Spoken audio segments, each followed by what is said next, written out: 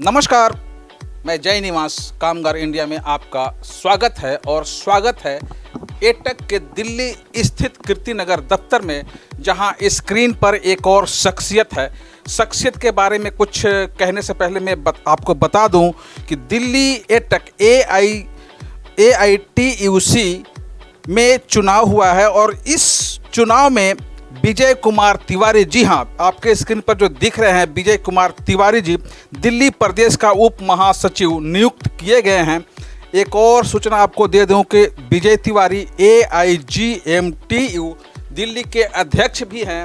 अब आगे इनसे जानते हैं कि दर्शकों के लिए, ट्रेड यूनियन के लिए, कर्मचारियों के लिए हित में क्या कुछ किया है और जब ये उप महासचिव बन चुके हैं एटक दिल्ली प्रदेश में, इनके सामने क्या चुनौती और क्या दायित्व है। सबसे पहले कामगार भाइयों को क्या कुछ कहना चाहते हैं? मैं सबसे पहले सभी एटक से जुड़े हुए श्रमिकों को और अन्य श्रमिकों को धन्यवाद करना चाहूँगा, जो संघर्ष करते हैं, अपने हितों के लिए लड़ते हैं। मैं उनका बहुत बहुत शुक्रगुजार हूँ और आगे भविष्य में भी मैं उनसे कामना करूँगा कि वो आगे अपनी लड़ाई को जारी रखें और अपने अधिकार के लिए कोई भी कदम उठाना पड़े वो पीछे ना हटें। और जैसा कि आप पहले अध्यक्ष AIGMTU में रह चुके हैं और एक और पद AITUC में दिल्ली प्रदेश का महासचिव, उप महासचिव चुन गए हैं, कैसा महसूस हो रहा है? देखिए, किसी की भी कोई पदोन्नति होती है तो बहुत ही अच्छा महसूस होता है। मुझे भी अच्छा महसूस हो रहा है। मैं एटक के इतिहास के बारे में मैं थोड़ा सा आपको बता दूं। 1920 में एटक की स्थापना हुई थी, जिसका प्रथम प्रेसिडेंट लाला लाजपत राय जी थे। उसके बाद जवाहरलाल नेहरू जी भी बने, सुभाष चंद्र बोस जी भी बने, बीबी गिरी जी भी बने। और एटक सबसे हिंदुस्तान में सबसे पुरानी ट्रेड यूनियन है और अंग्रेज़ों के ज़माने में भी ये मजदूर तबके को लेकर के आगे बढ़ी, देश के आंदोलन में भी आगे बढ़ी, देश को आज़ाद कराने के लिए भी लड़ाई लड़ी। और आज की डेट में हमारे all India trade union Congress जो सेंटर के महासचिव हैं कॉमरेड अमरजीत कौर जी, उनके नेतृत्व में एटक आगे काम कर रही है, आगे बढ़ रही है और बहुत अच्छे तरीके से काम कर रही है। कुछ साल पहले महासचिव रहे हमारे गुरदास दास गुप्ता जी ने सभी ट्रेड यूनियनों को इकट्ठा किया कि हम सब एक प्लेटफॉर्म पे आ करके और मजदूरों के लड़ाई को लड़ें और 2009 में इसकी शुरुआत की गई। आज भी ये बरकरार है और आगे भी सभी ट्रेड यूनियन मिल करके मजदूरों के लिए लड़ाई जारी रखेंगे और जिसमें एटक की अहम भूमिका रही है और आगे भी रहेगी। ये जो आपको पदोन्नति हुई है, जैसा कि आप कह रहे हैं उप महासचिव नियुक्त किए गए हैं एटक का, इसमें खुशी तो जाहिर होता है, लेकिन दायित्व के रूप में क्या कुछ आप समझते हैं? देखिए, दायित्व तो बढ़ जाता है जब कोई भी आगे मुखिया बनता है घर का, तो उसकी दायित्व वैसे बन जाती है।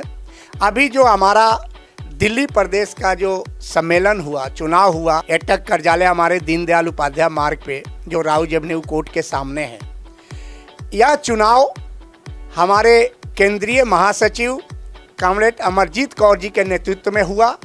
बहुत तरीके से सबने अपनी बात रखी, कमेटी गठित की गई और इसमें नवनिर्वाचित जो पदाधिकारी बने, ये 17 सदस्यीय टीम बना जो इसके पदाधिकारी चुने गए और 81 आपके सदस्य को जो है डेलीगेशन बनाया गया, जो पूरे दिल्ली का काउंसिल में शामिल किया गया।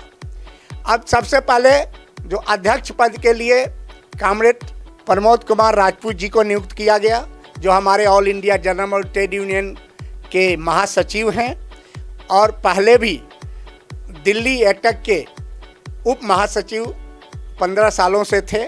अभी एटक ने उनको बहुत बड़ी जिम्मेवारी दी है अध्यक्ष के रूप में। उसके साथ हमारे पुराने अध्यक्ष रामराज जी जो कार्यकारिणी अध्यक्ष बने हैं, उसके बाद हमारे विवेक श्रीवास्तव जी जो उपाध्यक्ष बने हैं, विकास शर्मा जी जो उपाध्यक्ष बने हैं, कॉमरेड MS मंसूरी जी जो उपाध्यक्ष बने हैं, कॉमरेड सूर्यदीप सिंह जी उपाध्यक्ष बने हैं और कॉमरेड सतीश कुमार जी ने महासचिव बने हैं दिल्ली प्रदेश के। और मैं विजय कुमार तिवारी उप महासचिव और कॉमरेड मुकेश कश्यप जी उप महासचिव बने हैं। संजीव राणा जी सचिव बने हैं, बब्बन कुमार सिंह जी सचिव बने हैं, राजेश कश्यप जी सचिव बने हैं, विनोद कुमार जी सचिव बने हैं, अनिल कुमार यादव जी सचिव बने हैं और महेंद्र पाल जी सचिव कम कोषाध्यक्ष बने हैं। और ये 15 साथी हैं और 2 साथी हमारे अभी इसमें नाम डालने हैं, जो एक पेट्रोलियम विभाग से हैं, उनका नाम आना है इसमें, उनको एक रिक्त स्थान रखा गया है। और दूसरा एक हमारे जो साथी हैं डीटीसी से, उनको भी एक रखा गया है, वो भी आएंगे, इसमें शामिल होंगे। और ये सभी ने चुनने के बाद अपने सबने प्रण लिया है कि एटक को हमें पूरे दिल्ली एनसीआर में अच्छे मुकाम पर ले जाना है, अच्छे स्थान पे ले जाना है और मजदूरों के अधिकार के लिए हमें पूरे मिल करके लड़ाई लड़नी है, संघर्ष करनी है और मजदूरों के अधिकार को दिलाना है। अब तक AIGMTU के तहत आप मजदूरों की लड़ाई लड़ते रहे, उनकी पीड़ा हरते रहे हैं। अब AITUC आपके साथ जुड़ गया, आप दिल्ली प्रदेश उप महासचिव नियुक्त हुए हैं।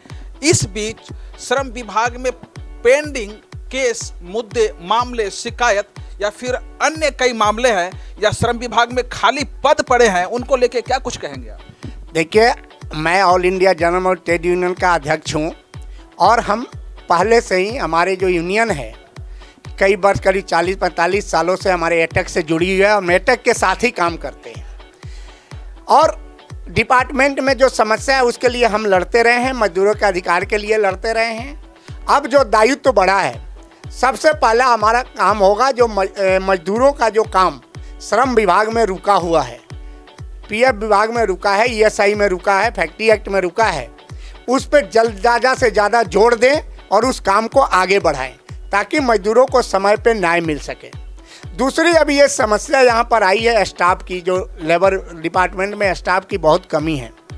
हमने पहले भी मीटिंग की है लेबर कमिश्नर से, पीछे हमने LG के यहाँ भी प्रदर्शन किया, बहुत हमने मांगे, अपनी शुरू से मिनिमम वेज को लेके हम लड़ाइयाँ लड़ते हैं, ESI PF को लेकर के लड़ते हैं।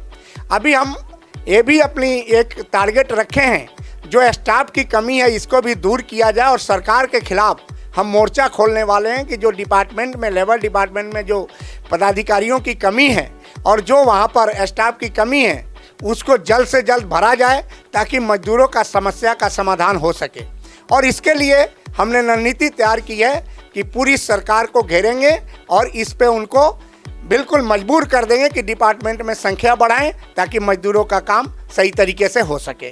यह निश्चित है कि एटक की प्रदेश इकाई की पूरी चयन, पूरी कार्यकारिणी की नियुक्ति के बाद एक बार श्रम विभाग को हिलना पड़ेगा, हिलना नहीं पड़ेगा बल्कि जनहित में, श्रमिक हित में सक्रिय भी रहना पड़ेगा।